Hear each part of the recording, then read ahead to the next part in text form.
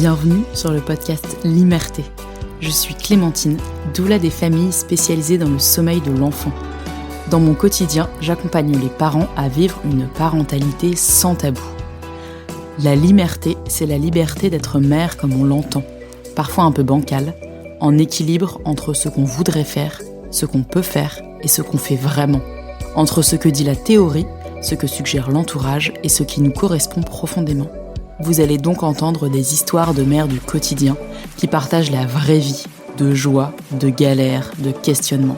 Plongez avec moi dans ces histoires de liberté, des histoires un peu ordinaires de femmes extra qui sont mères du mieux qu'elles peuvent. Salut Martin, Salut. merci d'être là. Aujourd'hui, c'est le troisième épisode de la série Liberté du mois d'avril, donc je suis très heureuse de t'avoir. Est-ce que tu peux te présenter en quelques mots? Je m'appelle Martin, j'ai 32 ans et j'habite à Paris et je suis papa de deux enfants, une petite qui s'appelle Azur, qui a 2 ans et demi, et un petit garçon qui a 8 mois et qui s'appelle Osmo. T'as toujours eu envie d'être père?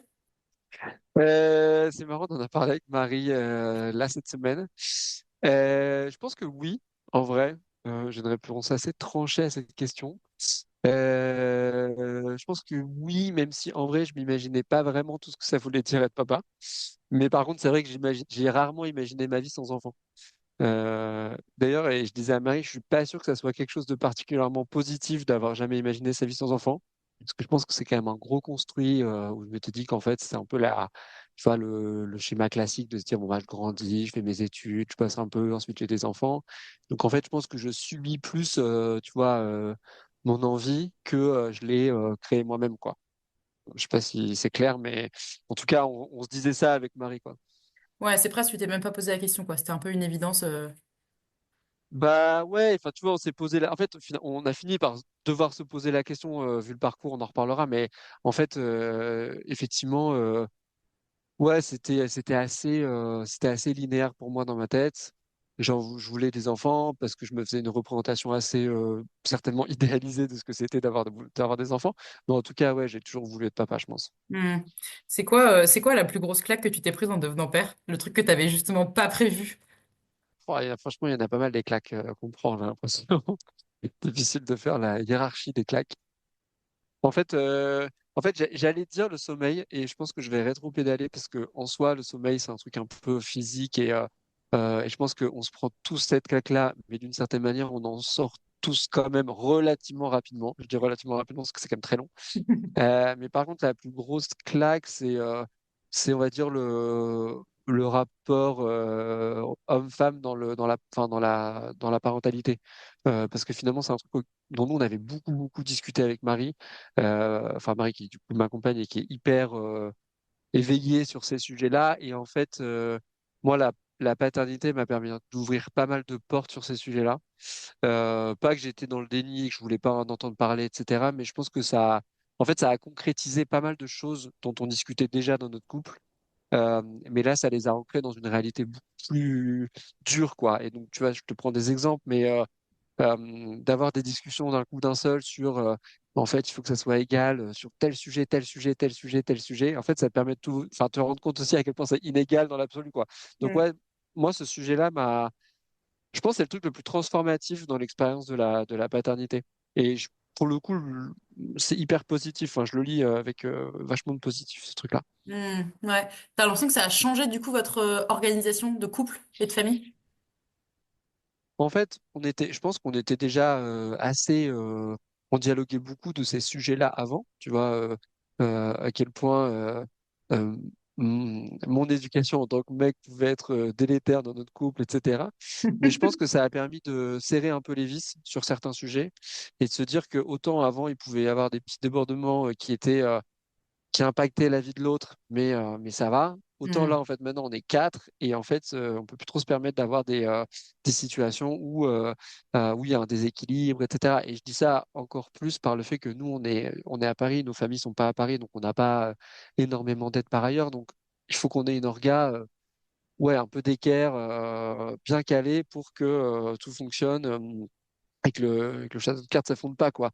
Mais Hmm. en tout cas, je trouve que ça a concrétisé énormément de discussions et pour le mieux, quoi, dans notre couple, je Hmm. trouve, ouais. Ok, ok. carrément. Est-ce que, il y a des moments où tu t'es senti mis en difficulté dans ton rôle de père? Euh, tous les jours.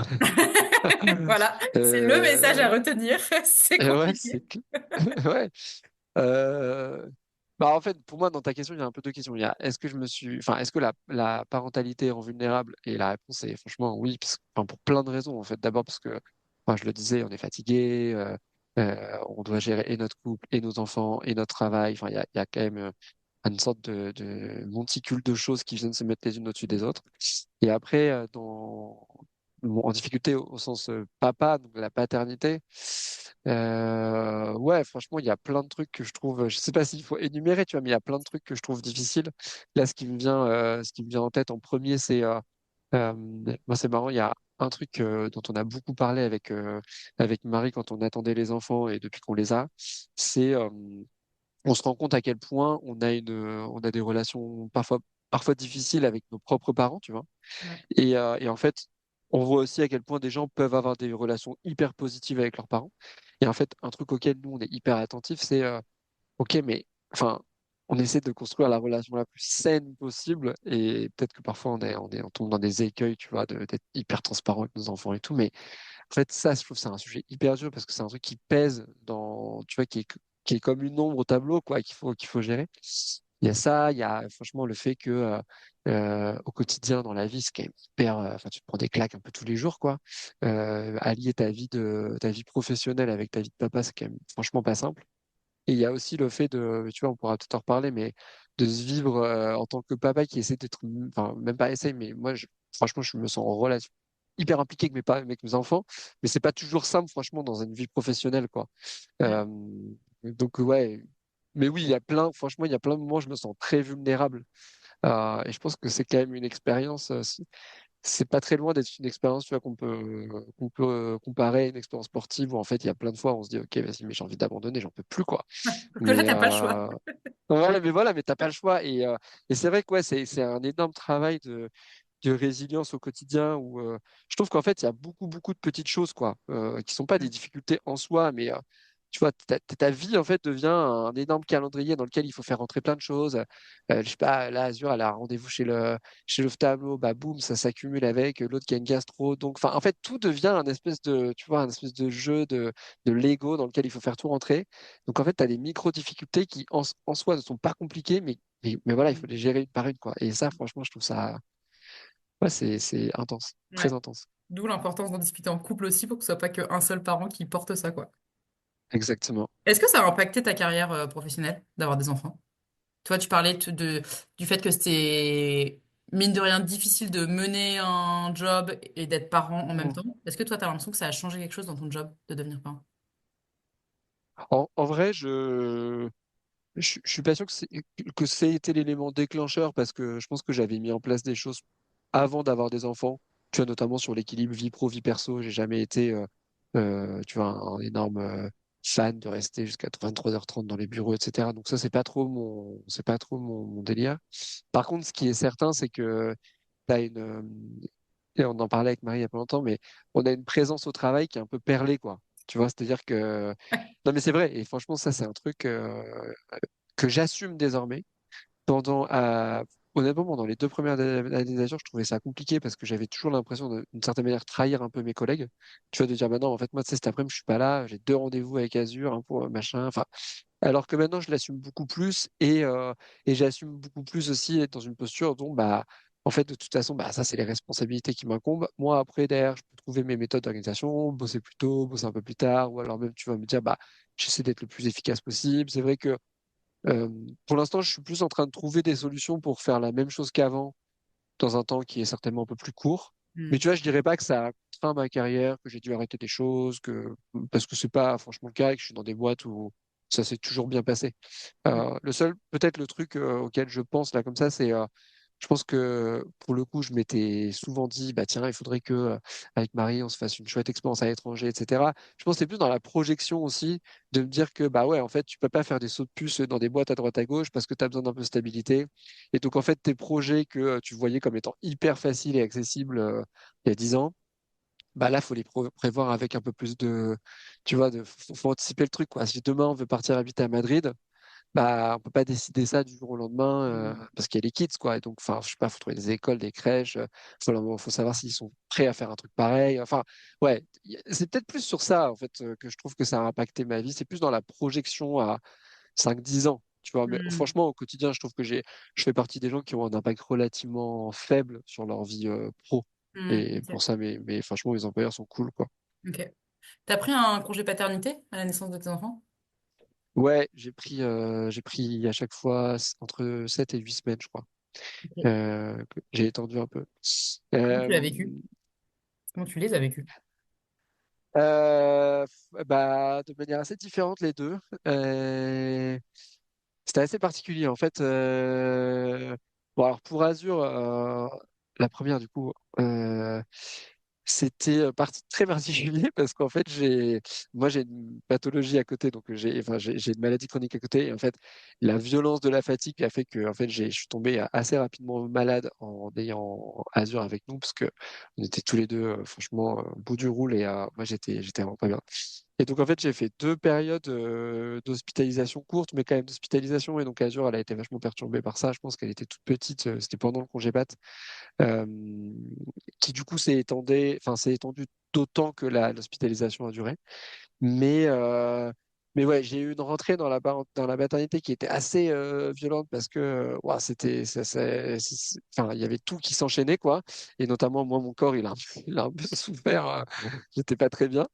Et en même temps, je dis ça et je l'ai vécu comme étant un truc hyper chouette parce que, bah, je sais pas, moi, ça m'a quand même permis de souffler, de rencontrer Azur, de me dire, bon, bah, ça y est, le truc, enfin, voilà, le truc a commencé, c'est ça, la parentalité, la maternité.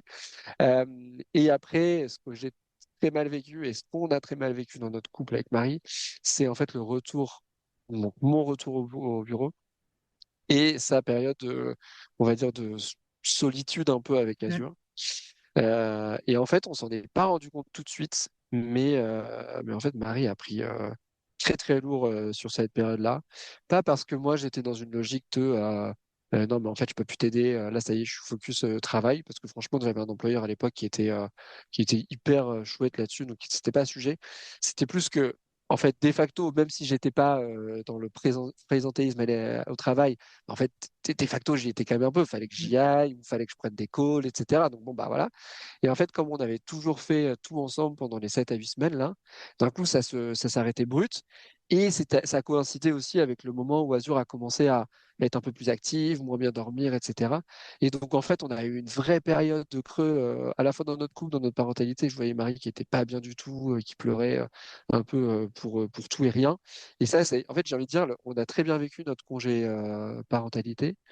Et en même temps, enfin, quand j'ai paternité, maternité, et en même temps, on l'a très mal vécu par la suite parce qu'en fait, ça a vachement déséquilibré. Et je pense que Marie, elle en garde un souvenir très, très mauvais, on va dire. Mm. Et ensuite, pour Osmo, bah, Osmo, c'était un peu différent. En fait, Osmo, lui, on a la chance d'avoir Osmo qui a donc allergique au produit de lait de vache avec beaucoup de reflux, etc. Donc, un enfant qui pleurait beaucoup dès le début, etc. Ce qui n'était pas du tout le cas d'Azur.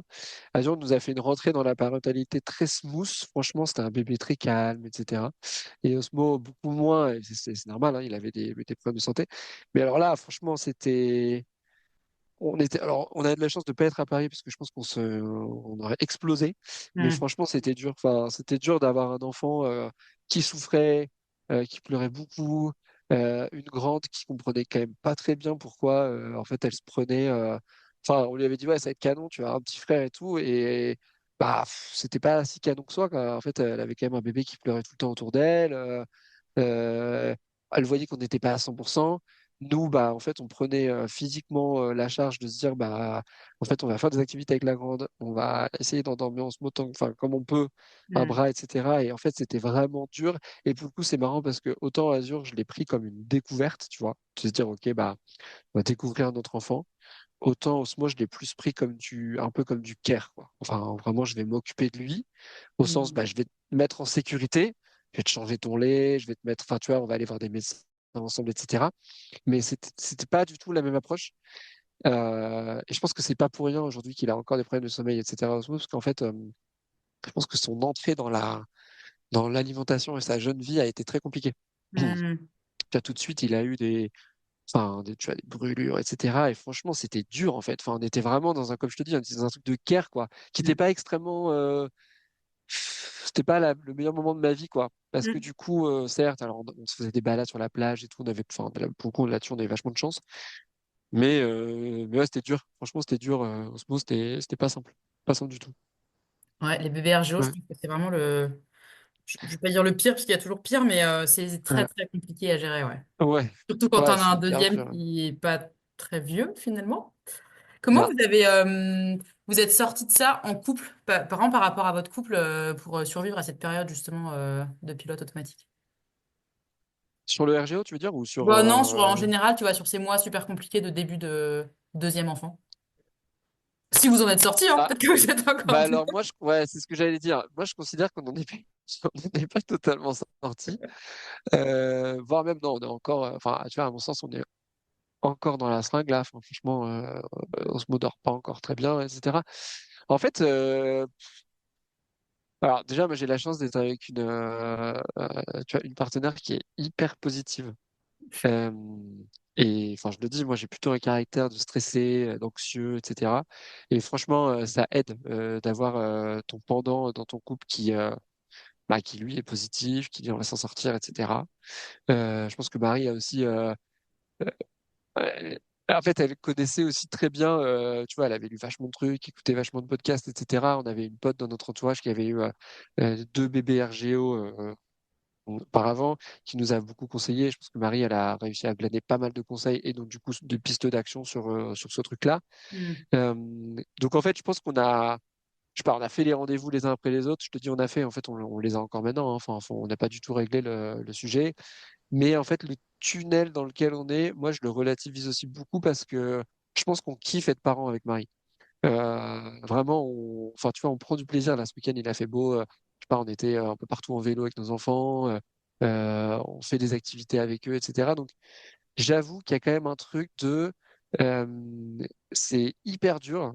Mais en fait, les petits moments tu vois, de kiff, ou je sais pas, par exemple, nous, on est vachement branchés week-end, voyage, etc. En fait, ça nous fait vachement tenir. Hmm. Là, on part en vacances dans 10 jours. C'est con, mais en fait, on kiffe penser aux affaires qu'il faut prendre, etc. Enfin, je sais pas, ça nous aide aussi à nous projeter et à se dire, bah, par exemple, je sais pas, là, on parle Pays de Galles. Pour le Pays de Galles, il faudrait que Osmo, il ait fait tel progrès. Donc, tu vois, on se donne aussi un peu des objectifs. Et j'avoue que ça nous a vachement fait tenir, même si je te cache pas qu'en fait, au quotidien, tu sais, ça nous arrive de nous engueuler parce qu'en fait, on n'en peut plus. C'est un peu irrationnel quand on est en fait, on n'en peut plus de la privation de sommeil, de se dire, Ouais. punaise, mais c'est pas possible, ça avance pas, quoi. Mais moi, je trouve quand même que le fait de prendre du plaisir dans le fait d'être avec tes enfants, de te projeter sur je sais pas, des vacances, des week-ends, des actions un peu fun, quoi, bah, globalement, moi, je trouve que c'est ça qui te fait qui te fait tenir, quoi. Hmm. Bah, s'il n'y Ouais. avait pas ça, je pense qu'on ferait pas plusieurs enfants, hein. Ouais, voilà, non, mais Enfin, exactement. Non, c'est clair. je dirais pas Non, ça. non, mais j'avoue, tu vois, un week-end comme ce week-end, tu vois, ça, franchement, c'est ressourçant. Et Ouais. tu vois, on le voit, Osmo, enfin, il va de mieux en mieux, il se développe comme il faut, etc. Et sa sœur est trop contente. Donc, ouais, ça nous réconforte, ça nous donne vachement d'espoir pour la suite. Donc, Hmm. heureusement qu'il y a des week-ends comme ça, quoi. Ouais, c'est clair. C'est clair. Qu'est-ce que ça signifie pour toi être père aujourd'hui? Oula, Ça y est, vaste question. Ouais. Euh, En fait, pour moi, en fait, le premier truc auquel je pense quand je pense à être père, on va dire, cette question un peu, tu vois, un peu philo, mais je pense que je rebondis un peu sur l'idée du début, tu vois, qui est, en fait, moi, le rôle de papa, je le considère comme un rôle réel, c'est-à-dire que, tu vois, on dit souvent avec Marie que notre rôle dans la vie, c'est de rendre autonome nos enfants. Tu vois, je sais pas, c'est de les amener vers l'autonomie, c'est de les amener vers la vie adulte. Prennent du plaisir, etc. Donc franchement, le premier truc auquel je pense, c'est ça. Tu vois, je suis responsable d'eux. Euh, Il y a une phrase que j'adore, une petite, tu vois, je dérive un peu, mais il y a une phrase que j'adore dans un des livres qu'on lit à Azur, c'est je t'aime parce que tu es mon enfant, mais tu ne seras jamais à moi. Et en fait, on Hmm. l'adore cette phrase avec Marie parce qu'en fait, c'est un peu la philosophie qu'on a. Tu vois, moi, c'est comme ça que j'entends mon rôle de papa. c'est mes enfants, donc c'est ma fille, mon fils, mais ils sont pas à moi, donc toute la subtilité, c'est de les rendre les plus autonomes possibles, de leur faire découvrir énormément de choses, des petites comme des grandes. Enfin, premier truc auquel je pense dans mon rôle, c'est ce truc-là, quoi, de me dire j'ai cette responsabilité de les faire grandir, et c'est tous les jours que j'ai cette responsabilité, tu vois. Moi, c'est un peu comme ça que je lis mon rôle aujourd'hui. Et par contre, il y a un pendant qui est que je t'ai dit que j'étais anxieux, etc. Ça peut m'inquiéter beaucoup de me dire, bah, tu vois, c'est pas des traumatismes, mais quelle dérive enfin, dans ma paternité et dans notre parentalité on pourrait avoir pour que derrière nos enfants soient pas bien, etc. Donc, je trouve que c'est un peu, c'est à la fois, enfin, il y a pas mal de positifs dans cette notion-là, mais il y a aussi pas mal de, ça peut être un peu anxiogène en fait de réfléchir à ça parce Mm. que bah ouais tu vois tu projettes tes enfants dans la vie adulte, ça veut dire que enfin, tu vois je sais pas, combien de gens autour de nous vont voir des psys, bon bah nos enfants il est pas interdit qu'ils aillent voir des psys plus tard. Ouais. Euh, Moi j'avoue ça c'est des sujets que je trouve à la fois hyper inspirants et en même temps je me dis voilà ça m'inquiète de ouf parce que je sais pas typiquement on va la mettre dans cette école-là, elle va peut-être pas y être bien et donc en fait ça va être de notre faute, enfin tu vois moi j'ai toujours plein de et Marie te le confirmera hein, moi j'ai toujours un peu des petites angoisses à droite à gauche. Mais ouais, c'est comme ça que je vois mon rôle là, Ouais. tu vois, aujourd'hui, quoi. Mais je vois bien, moi, tu sais, Mm. moi, je dis toujours, peu importe ce que je fais, mes filles iront chez la psy, puis ce sera de ma faute, mais bon, bah, c'est pas grave, j'aurais fait du mieux que je peux, tu vois. Du mieux que Bah, je peux. franchement, ouais, je trouve que en fait, c'est des sujets, tu vois, et je trouve ça sain de pouvoir aborder ces thématiques-là. Euh, Parce qu'en fait, je pense qu'on l'a pas fait suffisamment dans notre génération. Mm. Et, et voilà, et je trouve ça chouette, mais c'est vrai que il y a des petits sujets comme ça où je me dis, mais en fait, est-ce que je suis pas en train de créer un traumatisme sur tel et tel truc? Enfin bon, mais bon, faut pas non plus Peut-être, trop tu sauras s'inquiéter, dans mais quelques voilà. années, peut-être. Ouais, on verra, ouais. On Est-ce que verra. tu as eu quand Marie était enceinte ou même dans les premières années là, de paternité, tu as eu des podcasts, des livres ou des échanges avec des hommes qui t'ont inspiré sur ta paternité, justement, ou qui t'ont fait réfléchir sur ces sujets? Euh, ouais, enfin, oui et non. En fait, réponse un peu dans tous les endroits, mais en gros, quand on a commencé, enfin, quand on a su que Azure allait arriver, euh, on s'est dit, euh, on s'est dit que moi, il fallait que j'écoute des trucs. Parce qu'en fait, Marie était déjà pas mal onboardée sur le sujet. Et moi, on s'est dit qu'il fallait que j'écoute des trucs. J'aime Si bien je le suis on s'est dit bref, qu'il fallait que j'écoute. ouais, voilà. Si je suis bref, on peut dire que j'ai partiellement réussi l'objectif parce que j'ai pas lu tout ce que je voulais lire. Mais Ok. par contre, tu vois, enfin, j'ai plutôt écouté. Alors, je suis plutôt quelqu'un qui écoute des podcasts. Et je te réponds en deux parties. La première partie, c'est qu'en fait, j'ai commencé par des podcasts, bah, tu vois, un peu comme celui qu'on fait aujourd'hui. Et en fait, franchement, de manière hyper banale, j'ai tapé, je crois que je sais pas, j'ai tapé peut-être parentalité franchement, sur Spotify. Et je me souviens très bien de ce moment parce que c'est un moment dont on parle encore beaucoup avec Marie. Je pars de la maison, je dis vas-y, je fais une balade, je sais pas quoi. Je me mets ce truc dans les oreilles et en fait, je tombe, premier podcast que j'écoute, sur une femme qui avait fait une dépression postpartum hyper carabinée et qui avait, tu vois, au bout de 2 ans de son enfant, était hyper malheureuse, n'arrivait pas à prendre son rôle de maman, etc. Bah, pour être honnête avec toi, je suis revenu à la maison. Enfin, je me souviens, tu sais, on habite pas très loin de Stalingrad. J'ai atteint la place Stalingrad. Je suis revenu à la maison dans un état, enfin, vraiment, j'étais pas bien, quoi. Et en fait, j'ai été voir Marie. Je dit, non, mais attends, tu vois, c'est pas du tout le projet. Enfin, vraiment, genre, enfin, vraiment, c'est pas du tout le projet.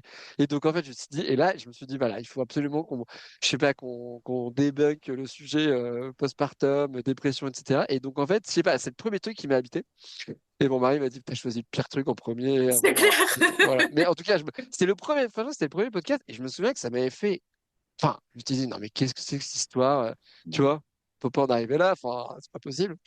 Et après, j'ai fait on va dire des lectures, tu vois, enfin, plutôt des podcasts d'ailleurs, mais un peu différents, qui m'ont aidé. Mais franchement, le truc qui m'a le plus éveillé, moi, c'était pas forcément tant les podcasts de papa, etc. Mais on a pas mal écouté avec Marie des podcasts sur l'éducation des enfants et notamment un peu les questions de genre. Je sais pas pourquoi nous, ça nous a vachement parlé ce truc-là. Euh, et en fait, c'est plus ça qui nous a permis d'avoir des amorces de conversation sur ce qu'on voulait transmettre à nos enfants. Et je pense qu'on a énormément dérivé sur la base de podcasts, sur tu vois, l'éducation des enfants sur ces sujets-là. Tu vois, il y a un truc, c'est quoi l'amour maîtresse? Je sais pas si tu l'as Ouais, il est écouté, mais génial. Je le bah, tu vois, recommande. ce truc-là, on l'a écouté en faisant des travaux là dans notre maison, Mm. et en fait, enfin, ça nous a permis d'avoir des conversations qui, à mon avis, étaient très éloignées du sujet de base. Mais je sais pas, c'est comme ça qu'on a réussi à entrer des vrais débats, etc. Et ça nous permet de balayer pas mal de sujets. Donc, je sais pas si c'est forcément nécessairement des mecs qui m'ont filé tu vois, des Mm. conseils particuliers, mais nous, ces podcasts-là, on les a pas mal écoutés et moi, je trouvais ça assez chouette parce que ça mêlait pas mal de sujets. Tu vois, il y avait un peu des sujets d'acquis de mon côté, certainement, la manière dont j'avais été élevé. Il y avait des sujets de ce qu'on voulait transmettre, où est-ce qu'on se positionnait, tu vois, est-ce qu'on était plutôt extrêmement militant, pas militant, enfin, tu vois, et je trouvais que c'était franchement, c'était une bonne entrée. Et puis, il y avait pas mal d'idées un peu bah, qui te contrariaient, quoi. Euh, donc, moi, voilà, ça nous a pas mal. Je me souviens que c'était des écoutes qui nous ont vachement bénéficié, enfin, auxquelles on a pas mal adhéré, quoi. Ouais. Mais ce qui J'ai est bien cool, aimé ça. c'est que ça a provoqué des discussions entre vous, parce que souvent c'est un peu le sujet de, t'as tes idées un peu de comment tu veux élever tes enfants, ce que tu veux leur apporter et tout, mais c'est assez rare quand même que tu te mettes assis à table avec ta partenaire et qu'ils disent alors on va parler de ça et ça, alors que si c'est Ah une ouais. tierce personne, un outil, c'est aussi plus facile d'aborder ces sujets, quoi. Bah, pour le coup, ouais. Et nous, alors, c'est ce qu'on voyage de temps en temps. On a un van et on a voyagé avec Azure en van. Et dès qu'elle dormait, on se faisait un podcast, tu vois, Mm. sur le sujet. Je me souviens très bien parce que je me vois encore conduire avec des podcasts, tu vois, assez marrant. Et en fait, on mettait en pause, bah, tu vois ça, machin. Et en fait, j'ai beaucoup aimé cette période-là. Mm. Azure était jeune, elle était petite, mais en tout cas, je trouve que, enfin, ouais, ça nous a pas mal éveillé sur plein de sujets. Et tu vois, ça fait quelques mois là qu'on l'a pas fait, mais on devrait le refaire parce que enfin, c'est toujours intéressant, je trouve, de Mm. pouvoir confronter un peu. Carrément. Un podcast super bien sur toutes ces questions d'éducation, de valeurs et tout, c'est le podcast Fête des gosses, qui est, moi je trouve, une merveille. Carrément. Ouais, je pense Tout que comme Marie, conseil. là, en reco. Donc, je l'ai pas Ouais, écouté, je le mais il faudrait que je le recommande, fasse. franchement, il est vraiment Mm. bien. J'aimerais bien revenir sur je pense que tu allais presque l'aborder un peu au début. Mm. Avec Marie, vous avez commencé votre parentalité par un arrêt de grossesse. Ouais. Marie en parle dans l'épisode 10, si vous voulez l'écouter. Toi, en tant qu'homme, comment tu l'as vécu cette période? Euh, alors, compliqué. Après, honnêtement, c'est dur de pas faire c'est dur de pas avoir, parce que tu vois, maintenant, c'était il y a presque 3 ans. Euh, donc, le temps est passé. Ouais. Euh, En fait, je sais pas, les émotions qui m'habitent quand je repense à cette période-là, euh, déjà, c'est la méconnaissance. En vrai de vrai, franchement, j'enfonce une porte ouverte, mais tu vois, moi, j'étais pas du tout, je connaissais pas les chiffres des arrêts de grossesse, etc. J'avais pas du tout en tête la volumétrie, Mm. l'incidence, etc. Donc, c'était un peu un non-sujet. Ensuite, avec Marie, euh, nous, on avait, enfin, alors Marie est tombée enceinte dans un contexte où on n'était pas acquis au fait d'avoir un enfant là tout de suite. Et en fait, on s'est projeté sur cette idée et ensuite on a dû se projeter sur le fait que cette idée n'existe plus. Mm. Donc on a eu un peu une sorte d'ascenseur émotionnel. En plus, donc s'acculturer à l'idée d'avoir un enfant et en plus s'acculturer à l'idée de ne plus avoir d'enfant. Enfin, c'était assez particulier. Donc on a eu un moment un peu pesant dans notre couple là-dessus. Ça n'a pas été facile, franchement, à traverser. Et aussi un truc qui m'a, enfin, marqué, c'est peut-être deux trucs, tu vois, c'est pareil, j'enfonce une énorme porte ouverte, mais voilà, la notion de fausse couche, je la trouve hyper violente en fait. Mm. Parce que, tu vois, quand je savais qu'on allait avoir cette discussion, je repensais un peu à tout ça, mais nous, Marie, on est allé aux urgences de la Riboisière, on a attendu dans un espèce de vieux couloir, franchement pas très agréable, puis avec plein d'autres mamans qui certainement été dans la même situation, en tout cas dans une situation compliquée. Marie est allée aux toilettes. Enfin voilà, ça s'est passé un peu de manière. C'était cru. Enfin franchement, c'était cru et ça avait tout de réel quoi. Et c'est ça qui est horrible dans l'expression, c'est que enfin, il y a aucun des moments qu'on a vécu tous les deux qui était faux quoi. Et en fait, je trouve que cette expression est assez étrangement nommée parce que nous, en tout cas, tu vois, enfin, c'était cru au point qu'en fait, à un moment, on avait un gobelet dans les mains et ils nous ont dit, bah voilà, c'est comme ça, ça arrive, Mm. et c'est comme ça, et désolé. Ah ouais, enfin, et tu vois, c'est cru, quoi. Enfin, en fait, et j'ai eu du mal moi, j'avoue, j'ai eu du mal à avoir une rétrospective de ce moment tellement je l'ai trouvé violent en fait. Enfin, tu vois, Mm. et j'avais vachement de colère d'ailleurs sur le moment même, parce que voilà, t'es dans les urgences, dans les toilettes, etc. Et en fait, je me disais, mais attends, mais c'est pas possible. Enfin, je veux dire, il peut pas nous arriver un truc aussi lourd dans des conditions aussi absurdes. Enfin, vraiment. Et en fait, si. Enfin, tu vois, en fait, si. Et d'une certaine manière, ça te fait grandir d'un coup.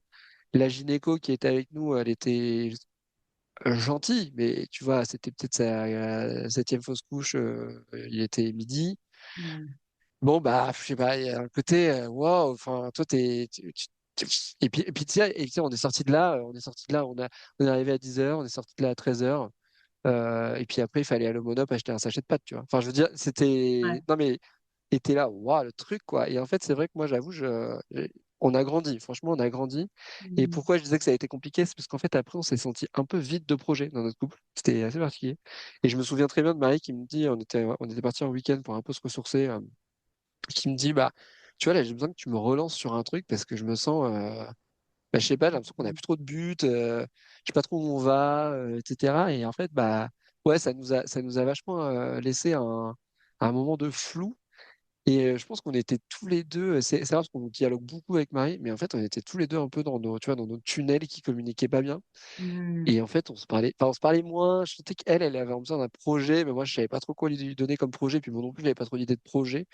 Bon, bref, enfin, c'était assez particulier, mais en tout cas, enfin, moi, ma leçon, c'est que tout ça est très, très réel, quoi. Enfin, tout ça est très Mm. réel, très violent, surtout, enfin, tu as encore plus moment et physiquement, etc. Mais franchement, moi, j'ai trouvé ça, ouah, c'est, ouais, extrêmement réel, extrêmement cru, quoi. Et Mm. surtout dans la manière dont on a dû gérer ce truc-là, c'était très, très cru, quoi. Ouais, souvent Ouais, les parents ils sont très seuls et comme tu l'as dit, la gynéco qui vous a vu, en fait c'est son quotidien quoi. Enfin c'est banal pour elle, mais bon. ouais, ouais, ouais, c'est banal et ouais, puis tu sais, on est retourné, enfin, je pense que Marie a pris quelques jours. Moi, je suis retourné assez rapidement. Enfin, et c'est ça, quoi. Enfin, et bon, je pense qu'une fois qu'on a intégré l'idée que ça faisait aussi partie on va dire, du paysage de la parentalité, Mm. bah, je pense qu'on l'a aussi mieux intégré. Et tu vois, typiquement, il y a des histoires comme ça dans notre entourage et ça nous a permis aussi d'être un peu plus, je sais pas, peut-être un peu plus humain dans nos retours à nos copains ou tu vois, Mm. de pouvoir en reparler. Enfin, je sais pas. Et moi, j'avoue, j'ai ouvert un truc avec ça et je me suis dit, je connaissais pas. Et en fait, je trouve que c'est extrêmement violent, ouais. Mm. C'est extrêmement violent et c'est hyper dur. Qu'est-ce Hyper que dur à tu traverser. voudrais dire justement à un homme dont la femme traverse un arrêt de grossesse? Qu'est-ce que tu vois? Est-ce qu'il y a un truc que toi aujourd'hui avec le recul que tu as et la connaissance du coup que tu as dessus maintenant, que tu aurais fait différemment, soit pour toi, soit pour accompagner Marie, soit même si on peut pas faire grand-chose, hein. Non, non, on peut pas faire. Bah, déjà, je pense qu'il y en a qui interviennent dans des contextes hyper différents, tu vois. Euh, nous, on a eu un arrêt et voilà. Peut-être qu'il y a des gens, tu vois, qui en traversent beaucoup, etc. Enfin, je sais qu'il y a aussi des parcours hyper différents. Mais en tout cas, je sais pas si c'est un conseil, mais en tout cas, nous, je sais qu'on a eu besoin de un peu de cocooning pendant un certain temps, de vachement en parler pour vraiment. En fait, tu vois, vraiment en y repensant, moi, je suis toujours un peu scié, quoi. J'ai un peu les jambes sciées de ce truc parce que je me dis, waouh, mais ça m'a coupé l'énergie, quoi. Mm. Euh, et en fait, ouais, on a vachement de besoin de cocooning et surtout, en fait, un truc peut-être que je ferais différemment, euh, c'est que je parlerai de l'arrivée de notre potentiel enfant beaucoup plus tôt aux gens. Tu vois, parce qu'en fait, c'est toujours ce truc des 3 mois, je sais pas quoi. Et là-dessus, on avait des avis contraires avec Marie, et je pense que je me range maintenant plutôt du côté de son avis, mais moi, j'étais plutôt, voilà, encore une fois, tu vois, un truc subi de j'attends les 3 mois. Et en fait, Marie me disait, mais tu vois, en fait, nous, ce qu'on a traversé, franchement, on aurait tellement kiffé que tout le monde soit là. euh, pour nous dire ça va aller, même si encore une fois, il n'y a rien à faire, mais ça va aller parce qu'ils avaient été mis au courant beaucoup plus tôt. Et que c'est comme ça, et qu'en fait, bah ouais, je pense qu'on a tendance à cacher, à mettre sous le tapis un peu les problèmes sur ces sujets-là. Mais en fait, si les chiffres, c'est une grossesse sur 5 qui va, tu vois, qui va pas à son terme, bah en fait, il faut juste qu'on soit plus prêt en tant que société à accueillir ce truc-là. Donc, donc ouais, peut-être, tu vois, à mes amis, je leur avais pas dit, par exemple. Ouais. Et en fait, du coup, ça a été très compliqué, tu sais, de décrocher ton téléphone en disant bah, salut Cyril, en fait, c'est quoi, je voulais t'annoncer une bonne nouvelle, mais je t'en annonce une pas bonne. Enfin, c'était très étrange comme démarche. Et donc, ouais, en fait, peut-être le conseil, c'est en fait, dès qu'il y a un signal, bah, je pense qu'il faut, tu vois, il faut le dire. Et si c'est finalement un signal négatif, ben, c'est aussi, ça fait partie du voyage, quoi, entre guillemets. Enfin, tu vois, ça fait partie de parcours qu'il faut prendre. Enfin, voilà. Donc, ouais, nous, on l'a pas fait, mais franchement, moi, je le conseille, quoi. Parce que du coup, moi, j'en ai vachement souffert. Tu vois, je l'ai pas dit à mes potes et c'était très bizarre, franchement. Ouais, c'est très bizarre. Et je me sentais coupable d'un truc, mais ça, tu vois, rien à voir. Il y avait aucun sujet sur culpabilité, en fait. Enfin, mais c'était extrêmement étrange. Et je pense que normaliser la situation dès le début, ça aurait permis de dire, bah ouais, tu vois, ça t'est arrivé, et ça arrive à plein de gens, Ouais, et on est là, on va manger ensemble, et t'inquiète, quoi. ouais, c'est clair. Ouais, ça permet d'en faire Tu un vois. sujet en fait, et pas juste un non-sujet de on Ouais. met sous le tapis et puis basta quoi. Bah, le non-sujet, j'ai l'impression que c'est le pire truc Mm. ouais, ouais, qui puisse arriver, ouais. Ouais, c'est clair. Merci pour ce partage. Je change de sujet. Si tes enfants ils écoutent cet épisode dans quelques années, qu'est-ce que tu aimerais qu'ils retiennent? Qu'est-ce que tu aimerais leur dire? Franchement, moi, j'aimerais lui dire quand même, j'ai hâte que tu dormes. Vraiment. Qu'est-ce que j'aimerais leur dire? Non, bah en vrai, enfin, ce que je disais tout à l'heure, en fait, nous, on kiffe, quoi. Enfin, en fait, je kiffe être leur papa, tu vois, je trouve ça. Alors forcément, il y a des fois où où t'en as marre, t'as envie de regarder ton match ou je sais pas quoi, et voilà. Mais en fait, moi, le message que j'aimerais leur faire passer, c'est que euh, on prend un plaisir dingue à les élever, quoi. À ce qu'ils soient avec nous, à les voir faire des bêtises, à les voir grandir, à les voir faire du vélo, etc. Et en fait, j'espère qu'ils le verront quand ils seront grands. On se donne à fond. Mm. Tu vois, on se donne à fond parce qu'on prend le truc assez au sérieux et on se dit, bah ouais. Faut qu'ils kiffent, quoi. Et donc, du coup, bah, ça veut dire, je sais pas, faut faire les activités qu'ils ont envie, etc. Donc, ouais, et peut-être le deuxième sujet, c'est que, en fait, j'espère que eux, quand ils écoutent ce podcast dans X années, se disent, ouais, je suis trop content d'être dans cette famille, parce qu'en fait, elle est cool, cette famille, tu vois. Donc, je pense que c'est plus ces mots-là que j'aurais envie de leur dire, de dire, bah, franchement, là, maintenant, je construis un peu les bases de notre famille dans 10-15 ans, mais tu vois, la relation qu'on a, elle est censée durer pendant des dizaines d'années, donc là, ça bosse pour que tout ça soit possible. Mm. Mais ouais, c'est ça, un peu là, on met des efforts, Moi, on j'aime met des bien. pièces dans la machine pour que ça marche, Ouais, quoi. ouais, même plus qu'une seule pièce à mon avis, hein. Ouais, ouais, on met ouais, On met des années on de lâche vie des dans la forces machine pour que ça marche. c'est clair, c'est clair. Euh, Allez, j'ai une dernière question pour toi. Quand est-ce que tu as été fière de toi pour la dernière fois et pourquoi? Et pas forcément lié à ton rôle de père. Bah, en vrai, la dernière fois, c'était ce week-end, hein. Bon, franchement, moi, j'ai pas besoin d'être, tu vois, je pense qu'il faut, surtout dans des contextes où tu traverses des moments un peu difficiles, etc., tu dors pas beaucoup, etc. Nous, on attendait avec impatience le moment où Osmo pouvait aller sur un vélo parce qu'on en avait franchement marre de faire des tours de notre quartier, tu vois. Ça, c'est un message que j'envoie aux parents, c'est cette période enfin, s'arrête à un moment de devoir porter ton enfant, le mettre dans une poussette, ne jamais pouvoir aller ailleurs que à 100 mètres du quartier, sinon prendre les transports, etc. Franchement, je trouve que c'est une période un peu longue. Euh, et là, ce week-end, bah, tu vois, fier de moi parce que j'avais toujours dit à Marie, bah, moi, je trouve ça cool de se déplacer en vélo en famille, c'est chouette, on va pouvoir faire d'autres trucs, ça apprend aussi, je sais pas, à nos enfants à regarder ailleurs, la ville, machin. Enfin, moi, j'adore l'urbanisme et tout. Et bah là, tu vois, on le fait en ce moment parce qu'il fait très beau et que bah, les conditions sont réunies et Cosmo est prêt. Et franchement, c'est tout con, mais on se parle pas vraiment sur notre vélo. Mais moi, je suis hyper fier quand on est là, on ride, on arrive en vélo dans un parc.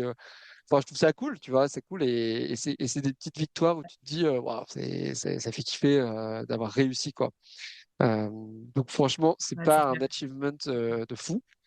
Mais ouais, Ouais, quand même, hein. petite fierté de se dire, bah voilà. Et tu vois, une autre fierté, c'est que là, on part au Pays de Galles ensemble avec de la famille de Marie, avec la cousine de Marie et le frère de Marie.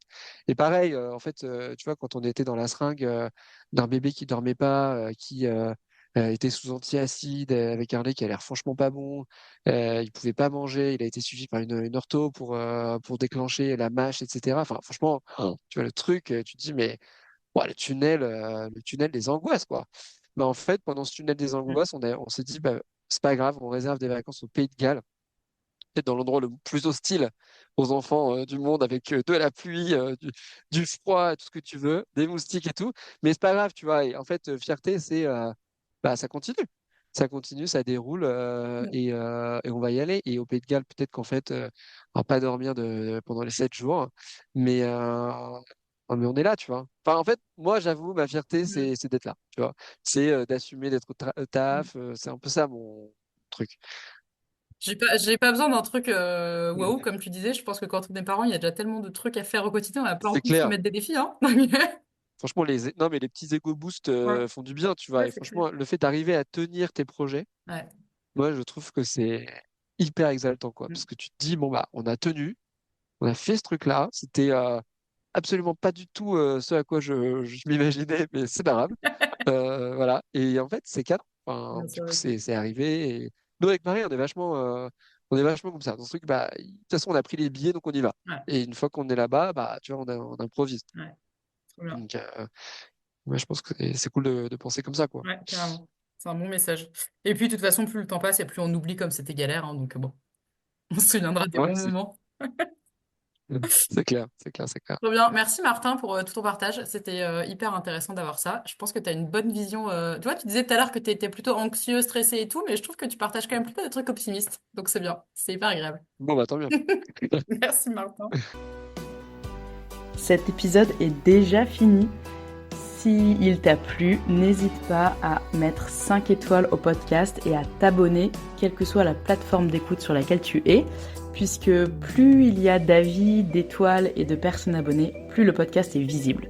Et plus il est visible, plus les parents entendent des histoires qui leur ressemblent, et plus les parents entendent ces histoires, moins il y aura de tabous sur la parentalité et en particulier sur la maternité. Alors merci de faire voyager ce podcast pour toi, pour moi et pour tous les parents.